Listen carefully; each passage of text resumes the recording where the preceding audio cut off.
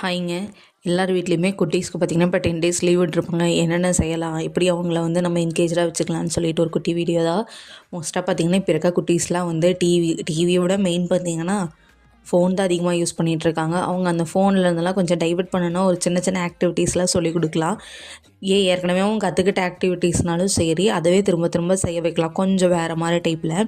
இதை பார்த்திங்கன்னா ஒரு குட்டி செடி ஒன்று இருந்துச்சு. அப்போ அதை வந்து நாங்கள் நடலான்னு சொல்லிட்டு பார்த்துட்டு இருக்கும்பொழுது தான் சரி நம்ம ஆளு தான் கொஞ்சம் டிவி ஃபோனு அப்படின்னு சொல்லி முழுகுறாரு அப்படின்னு சொல்லிட்டு அதெல்லாம் இருக்கக்கூடாது அப்படிங்கிறக்காக அவனவே நட வைக்கலான்னு சொல்லிட்டு ஒரு குட்டி டப்பாவை கொடுத்து அவனவே மண்ணில் வச்சு செடி நட வச்சவங்க.